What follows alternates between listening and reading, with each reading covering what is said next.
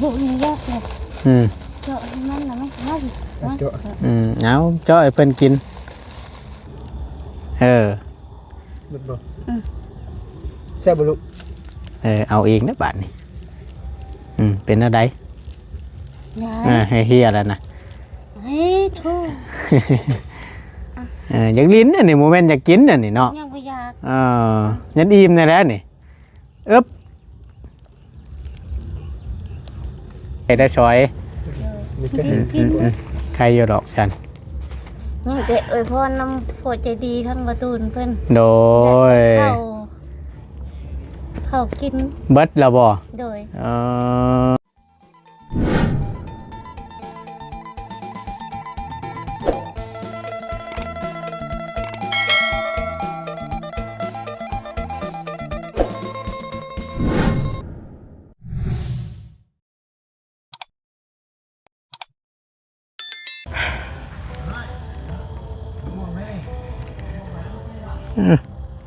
มาวันนี้เห็ดเล็กน้อยย่างละบาดนี่พี่น้องเนาะห้องลูกแล้วหมวบอยู่โอ้ยเกิดกับบ่ใช่เนาะจักสิเป็นผู้หญิงหรือผู้ชายจ๊ะเอ้ยเฮ็ดได้บาดนี่เฮ้ยปบละบาดนี่ พี่น้องเอาเนาะพอดีทั้งประตูนพี่น้องไงก็ได้มาหาทางครอบครัวของทั้งไอ้สิงเพิ่นเนาะซึ่งพ่อแม่พี่น้องก็สิพะฮู้อยู่ดอกซึ่งช่องผัวเมียเพิ่นก็ตาเพิ่นบ่ค่อยดีนั่นแหละพี่น้องช่วงประตูนมาตั้งแต่ตะกี้ยังถือผ้าอุ้มท้องอยู่เนาะมาวันนี้ลูกจนแล่นบาดนี่ป้าที่โทโปรดโพพี่น้องเลยน้องเนาะกราบสบายดีและสวัสดีเด้อพี่น้องสบายดีเบิดสู่ขู่สู่คนบ่ว่าสิอยู่ในและก็ต่างประเทศก็ยินดีต้อนรับเข้าสู่ช่องประธานป้องชาแนลคือเก่าคือเดิมเด้อพี่น้องเด้อมาต่อกันบาดนี้หลังจากที่ทั้งประตูนได้เข้าไปรดน้ำลำหัวเนาะทั้งตูเมเนาะมือเที่ยงนี่ก็ได้ช่วงเที่ยงแหละเอาสิว่ามือเช้านี่ก็บ่แม่นหรอกเพราะว่ามันเที่ยงเลยแล้วเสร็จสิ้นเป็นที่เรียบร้อยขอพรเนาะรดน้ำพระอยู่ในบ้านนี่แหละสำคัญที่สุดพี่น้องเลยเนาะปีหนึ่งครั้งหนึ่งว่าสันซักเข้าไปขอพรกับน้องตีหนึ่งแล้วก็ทั้งสาวรัศมี3พ่อลูกนี่แหละเนาะเข้าไปเยี่ยมยามทำข้าวเพิ่นก้อนทั้งตัวแม่เพิ่นก็ได้เนาะขอพรนะเพิ่นพี่น้องปีใหม่สงกรานต์ลาวฮอดแล้วเนาะพอดีทั้งประตูนก็มาเวียกต่อมาพี่แหละมาเยี่ยมยามทั้งครอบครัวไอซิงเนาะอยู่เมืองจำพรแขวงสวรรณเขตอยู่บ้านศรีวิไลอยู่ทางแวเขาบักหรือว่าหม่องดินหม่องเที่ยวอีกสถานที่แห่งหนึ่งเนาะอยู่ด้านหลังทั้งป่าพี่แหละพี่น้องมันจะมีอ่างน้ำเนาะเก็บน้ำแล้วไว้หม่องดินหม่องเที่ยวแต่ประตูนก็บ่ได้ไปดอกเพราะว่ามันบ่ได้ไปล้นละพี่น้องก็เลย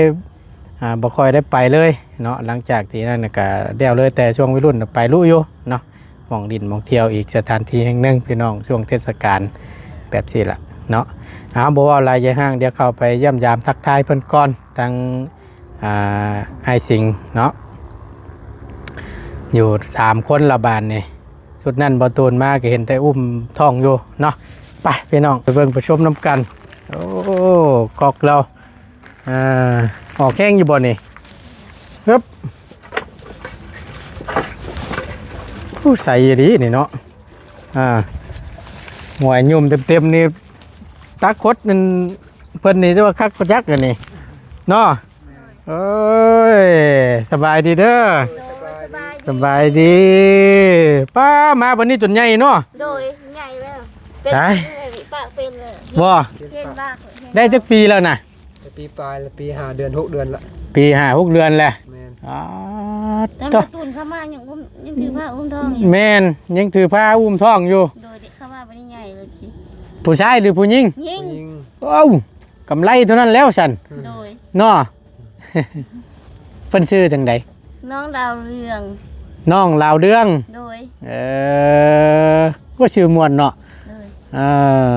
ว่าจังแม่นคือพ่อแท้ๆเนาะเพิ่นเอิ้นว่าบุญค้ำบุญคุณเด้นี่บุญมีได้ทูจ้าแขวออกแล้วเนาะ โดย บ่ตูนมาตั้งแต่ตะกี้พุ่นล่ะพี่น้องยังอุ้มท้องอยู่ในท้องอยู่ว่าซั่นซะ โดย มาอีกบัดนี้จนได้ปีปลายแล้ว แม่น อยู่ดีมีแห้งอยู่แล้ววะ โดย แต่ว่าตายกว่าไม่มีเงินใช้ ด่างบ่มีเงินใช้ โดย มีกันทุกคนเนาะแนวนั้นน่ะ โด โด ย ย คือทางประตูนก็คือกัน อยู่ดีมีแห้งขาดอยู่อย่างเดียวคือเงินใช้นี่แหละ แม่น บ่ย่านเนาะเจ้าเนาะเฮ็ดขี้ดื้อได้กินบ่ขนมกับนมนี่กินบ่ฮะ ทุญาเด้อ กินอยู่บ่ ทุกยาเพิ่นไป ทุญา คำกินแล้วเอา ทุกยาเพิ่นไป มาเอา ไปเอาไว้ เอาย่างมา ลูก ลุกขึ้นนี่ ยา ย่านน่ะเด้บานนี่เอาผู้ดีชื่อนมกับขนมมาต้อนอีหล่าเพิ่นเด้อ โดย เอาโดยบ่ได้ไปทางใดเนาะทางง่ายก็ได้ เอาอันนี้เลยนี่ ยากเพิ่นหนี้บานนี่ ยาเพิ่น นั่น เพิ่นไปพ่อไปใช้แล่นน้ำรถนั่นน่ะ บ่ โดย ติดพอแห้ง โดยพ่อเลย เออ แม่กินขนมเลย จะกินขนม โดยแม่มีเงินซื้อให้แล้วนี่ อื ใน ม เงี้ยเอา กำลังเงินกินได้สำนี่เนาะ โดย ดีแล้วคะแนนเพิ่นกินดอก โดยว่านี่เอาบ่เล่าชื่อมีมาให้กับใครมาให้ตอนเพิ่นจังมิด แน่กินอยู่บ่ขนมน่ะฮะ โดย บ่กินอยู่บ่ บ่ว่าโดย กำกินอะไรพ่อแก้ให้จ้าเพิ่นกินเพิ่นยังกินนมอยู่บ่เอ้ย โดย นมยังเพิ่นกินนมแม่บ่ แม่ เออ แกมี อ่า เพิ่นดูดเป็นได้คอย เอาเล็กตัวซอยก็ได้ให้เพิ่นกินนั่นน่ะ โดย เพิ่นกินอยู่หรอวะ กินอยู่กินอยู่เนาะอ๋อใครอยู่ดอกฉันเชิมไปน้ำบริมาหล่นแล้วพี่น้องเลยเกือบกับบ่ใช่ มี บ่มีเกือบ โดย โอ้ยเนาะยันแต่หยับน้ำมันแล้ว เจ็บตีนเด้เจ็บตีนเด้ แนวมันแหละเกือบบ่มีใส่แก้ได้อยู่บ่แถวกันงุ้มอยู่บ้านนี่ได้บ่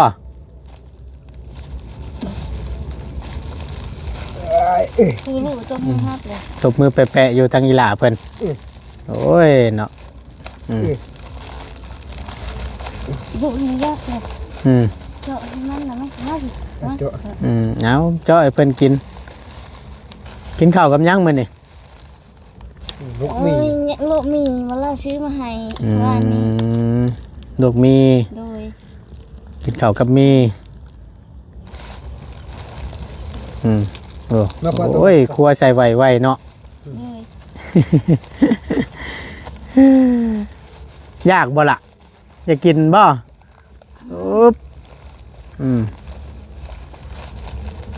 ใช้โบแมนได้นั่นทั้งกดมันน่ะทั้งปุ่น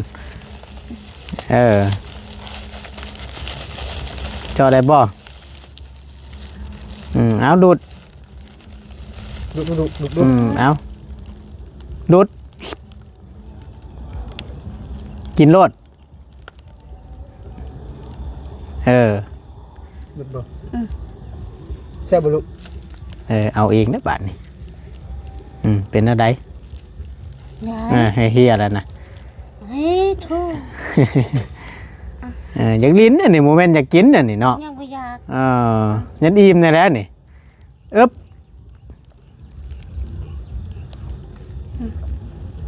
มีก็เห็น กินเลย เอา เอา ป้อนทำไมจับ ในเพิ่นกินรสจะได้ใหญ่ไว กินอีกกินอีกกินอีกพังมันไอแมลง ๆโอ้ยค่อยๆเลยลูกล่ะ กิน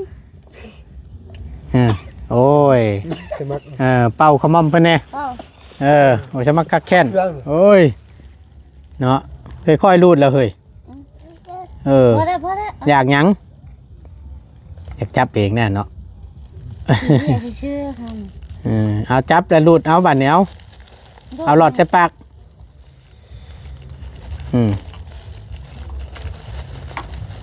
เด็กลิ้นแล้วหลายกลัวาเห็นอิ่มแล้วตามเบิ่งกินขนมประจักษ์ ให้ไว้กันหนู เอาให้เพิ่นนุ่งดูจักก้อน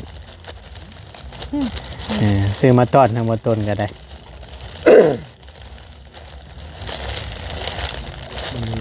อืม เบิ่ง งุมอยู่ ตั้งพ่อก็ได้อืม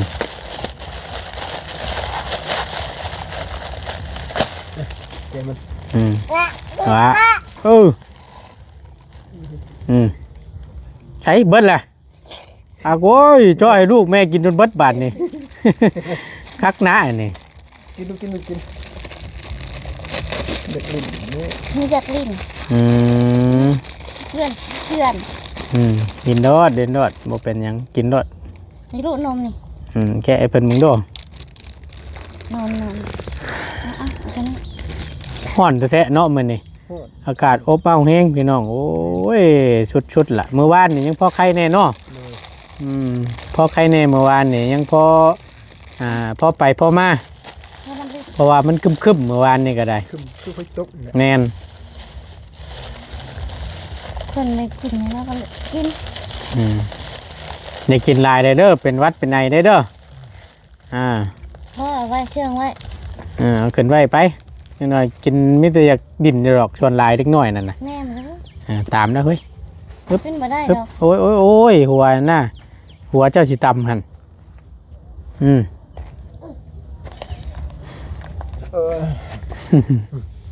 บ่ได้ไปทั้งใดเนาะเดี๋ยวนี้เนาะ โด บ่ ย ได้ไปไป ยากน้ำผู้นี้ยากน้ำลูกน้อย แม่น โอ้หัวเกาะพากระจาดแล้วฮะ มาพี่มาทั้งพี่เลย อ่า แฉะบ่แฉะบ่ แซ่บบ่สิป้อนแม่อีกได้บาดนี่กินรสเจ้านั่นจะได้ใหญ่ไวๆเด้อต้มเบิดคำเลยน่ะต้มเบิ่งเด้อคาคอเพิ่นแน่นั่นเด้อย ากเลยกินข้าวก็เป็นที่แล้ว เต็มปากเลยบาดนี่ พี่จะหิว เป็นยาก เอาตะน้ำไปตะน้ำตะน้ำจะ มันยังขนม เบิ่งได้คาคอได้น่ะ เข้ากินไม่ใช่เหรอมือใช้ กินไปแต่ใหญ่ไวแท้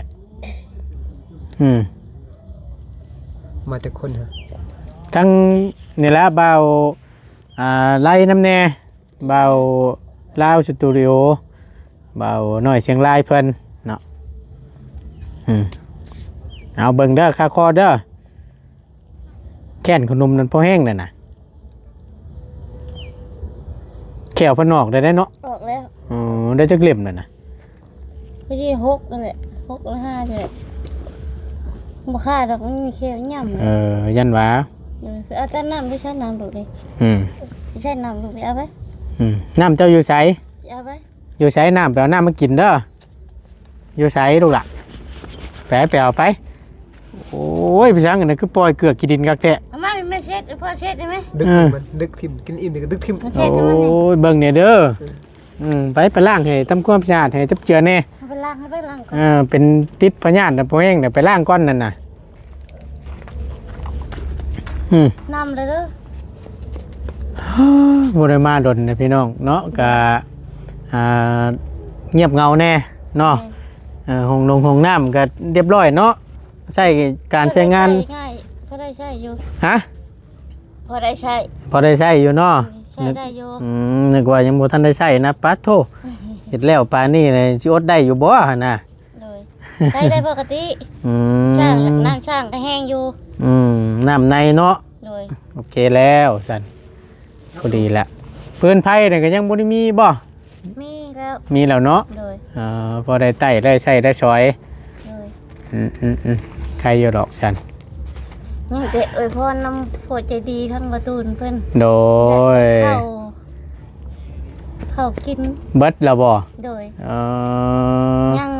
เครื่องชอบจังสิมันสมานยาหนึ่งนั้นน้อยแล้วยานั้นน้อย อีบาปทั้งลูกนี่แหละเนาะ โดย หมูมีข้าวกินซ้ำบ่สัน โดย ข้าวก็สิเบิดแหละหมูมีไผมาหาบ่เดี๋ยวนี้นะ มีอยู่เข้ามาแต่เฮิงเลยทั้งพ่อเพิ่นทั้งพ่อบรรลาเพิ่นไปเลยครับเพิ่นเข้ามาแต่เฮิงเลย นี่ยังไม่เห็นเพิ่นมา บ่ทุกเทื่อได้ซะ ทุกเทื่อแต่เก่า เชื่อจะเก่าเห็นอยู่ โทรเพิ่นลูกค้าโทรหาเพิ่น เอา นี่โทรหาก็บ่รับเลยจัก อ่า นี่ไง โอ้ดิน ไปได้ เป็นดินสงกรานต์นั่นแหละ แม่นว่าจะ เพิ่นก็ไปลิ้นสงกรานต์นั่นแหละเนาะวันพักวันพรคือว่านั่นแหละ แม่น อ๋อทุกเทื่อนี่บ่ลาวพาเพิ่นบ่ แม่น อ๋อฟ้าโตมาไก่แล้วเรากันเนาะ เลย เรามากับไผน่ะ บ่สิก็มากับเมียก็มาผู้เดียวเพิ่น เพิ่นขี่รถยังมารถจักรรถใหญ่ เก่ง โอ้ใครอยู่ดอกฉันเนาะ ไว้ให้มันทำให้มันทิ่มมันจะเป็นยังไง ล่างชาติแล้วบ่น่ะ ฟังครับ เอาพี่น้องไอ้ก็ โอ้ยเนาะก็เป็นอีกครอบครัวหนึงพี่น้องที่เป็นบ่มีนี่แหละทุกข์ยากเนาะอยู่นำกันแต่ก่อน2 คนมาผู้ที่3ก็แม่นนี่แหละอีหลาน้อยเพิ่นพอได้ลูกคนหนึงเราก็ได้ พอได้ปากได้เว้าเนาะ เลย พ ก่ อ อนสิเหงาบ่มีลูกให้เหงาได้ประตูน บ่ เลย เอ เหงาเลย อ ฮะเลย เพื่อนว่าสิหยอกกับผัวก็โยเนาะ เลย หยอกลูกได้ก็บ่คักคือหยอกลูกเลยเนาะ แม่ยกกระโพกกับบักคักคือว่าคือน้องว่า มีลูกก็ใครแน่ว่า แนวมันแหละ เลย มีลูกก็พอได้เว้าได้ว่านํ เลย ลูกให้ก็ให้นํลูกผัวก็ว่านํเด้ แม่เลย เอาใครอยู่ดอกเนาะใหญ่ไว้อยู่ดีมีแฮงก็โอเคละ เลย ปีปลายแล้วว่าซั่นปีหนึงกับจักเดือนนั่นน่ะ 6 เดือน ปีหนึงกับ6 เดือน แม่น เพิ่นเกิดเดือนใดอ้าย ช่วงปีใหม่ทุกค เดือนหนึ่งปีใหม่ทุกคน เดือนหนึง โดย เดือนมกราคมนี่บ่ แม่น แม่นแหละ โอ้ ปีใหม่ทุกคนเลย วันที่หยังเพิ่นเกิดนั่นน่ะ ที่ห้า ที่ แม่น ที่หาที่วันชุกร์ 5มกรา แม่น คงกับวันศุกร์พอดี แม่น ถึงวันแข็ง แข่งบ่วันศุกร์นี่ แม่น เห็นแต่วันอังคารเนี่ยเฮาวันแข่ง พอดีเป๊ะพอดีพ่อทางอันใหญ่จะดีวันพระมาคือว่าเลย อ๋อ พอดีเป๊ะเพิ่นเกิดลูกเพิ่น บ่เพิ่นมาเยี่ยมบ่ แม่นมันมาเยี่ยมมายามมาคอยมันเอาให้ เอาไว้ไปเกิดอันนี้พอดีจบขามือหมอเลย ไปได้อยู่ไสน่ะ อยู่โรงพยาบาลบ่ แม่นโรงพยาบาลเชโน อ๋อคลอดเองบ่หรือว่าพา คลอดเอง คลอดเองได้เองเนาะแต่ว่าไปคลอดอยู่พุ่น โดย อืม ค่ามึงค่านั้นเพิ่นบ่ได้เอา แม่นบ่ โดย โอ้ยสาธุแล้วฉันเนาะ โดย เอาบุญน้ำกันเท่านั้นแหละเนาะ โดยเพิ่นเอาแต่ค่ายาค่ามือเพิ่นบ่ได้เอานะ ค่าหืดค่ายาหัน โดย เอาดี ออกมาเดี๋ยวขอดแล้วก็เพิ่นก็ใส่ทะโลมให้ชักยาให้ บ่ โดย ดีใจน้ำหลายๆฉันเนาะ โดย อนุโมทนาบุญน้ำกันแล้วพี่น้องเอ้ย พอดีพ่อน้ำเพิ่นเลย อ่า เยี่ยมมาคอย เบิดละเบิดแล้ว น่ะ พอแล้วกินลายแล้วสิเป็นวัดเป็นไนเด้อกระต้มขนมเด้อ โดยเนาะขนมมาแขนเบิดเลย สิเหลือเนาะ มีอยู่ แขวก็มีอยู่ก่อมันนี่ โดยพ่อไปนวดบ่นี่นำลังเลยเด้อแดงจนบ่ทันแล้วฮะเอ้ย บ่ โดย นวดอยู่บ่เดี๋ยวนี้น่ะ นวดอยู่ ต รงกันกับนวด นวดคือเก่าจับเส้นจับเอ็นนี่แหละเนาะ แม่น ทางน้องสิบ่ชูโปดแล้วเนาะ ฮะ น้องทำบ่ชูโปดแล้วว่ะ เฮากับบ่ค่อยเจ็บพอปานใดหรอกบ่ค่อยปวดกันนิดๆหน่อยๆก็เซานอกจากว่าไอ้ยารอถ้าว่ามีน่ะก็ไปคือเก่าเนาะถ้าว่าผู้ใดแบบต้องการว่าไปนวดยืดเส้นยืดหยังเนาะเจ็บตามเส้นตามหยัง นี่พ่อชื่อให้ลูก พอได้ชื่อกระต้มขนม โดย กันแล่นแล้วเรื่องประทันครับ โมติแหละเนาะ โดย มีแต่ว่าเบิ่งกันแหล้วเบิ่งแย่งเลี้ยงใหญ่ โดย ๆโด แต่ ย เทพดาเบางช่อยอยู่ว่ะเป็นใหญ่ไว้ โดยเอาให้อยู่ดีมีแห้งปีใหม่แล้วเนาะ โดย สุขภาพร่างกายแข็งแรงเนาะโดยไปบ้านนี้ผู้ที่เฮาสิไปเวียกต่อก่อนบ้านนี้มื้อหน้ามื้อในพุ่นเด้อสิมาเยี่ยมยามใหม่เด้อ โดย อยู่ดีมีแห้งสงกรานต์แล้วเนาะให้ค่ำให้คูณเด้อหล่ะเด้อ โดย เออ ไปบัดนี้ไปให้ไปสำบายดีเด้อ โดย สำบายดีอยู่ดีมีแห้งพี่น้องเนาะอ่ะโอเคพี่น้องเอ้ยก็มาเยี่ยมยามตามข่าวทั้งครอบครัวของไอ้สิงห์เพิ่นเนาะก็นี่แหละมีมาอีกบัดนี้รถลูกจนใหญ่อ้าโตทางประตูนก็บ่ได้มาหล้นเติบแหละพี่น้องเอ้ยมาล่าชุดนี่ตั้งแต่เราอันอุ้มท้องพุ่นแหละช่วงนั้นได้จักเดือนบุประมาณ5-6 เดือนนี่ไปจักแต่ประตูนจำบ่ผิดเนาะนี่ก็เป็นเพื่อนชาติล้านแป้นเราพี่น้องเอ้ยอยู่นํกัน3 คนพ่อลูกเราเนาะก็ใช้ไผโซล่าร์เซลล์แหละพอได้ช่องในแยง บ่มีข้าวกินว่าซั่นข้าวสิเบิดแล้วเราจักเสร็จจังใดเราว่าเอาจังใดก็สู้ๆเนาะเป็นกำลังแรงใจให้พี่น้องเอ้ยไปแหละพี่น้องเอ้ยก็ขี่ตะเวนช่องตาเดือมมากละบาดนี้ เอาขอบบุญขอบคุณในหลายพี่น้องอยู่ดีมีแฮงเบิดสู่ขู่สู่คนเด้อพี่น้องเด้อขอบบุญขอบคุณในหลายที่เป็นกำลังแรงใจและติดตามเบิ่งคลิปโดยบ่ข้ามโฆษณาเนาะถึงแม้ว่าสิรินสงกรานต์อยู่เพิ่นก็ยังแบ่งเวลามาเบิ่งให้เนาะเอาขอบบุญขอบคุณในหลายอยู่ดีมีแฮงเนาะสบายดีปีใหม่สวัสดีวันสงกรานต์เด้อพี่น้องเด้อขอบบุญขอบคุณในหลายที่เข้ามาเบิ่งคลิปเนาะและบ่ข้ามโฆษณาให้ร่ำๆรวยๆเด้อเนาะ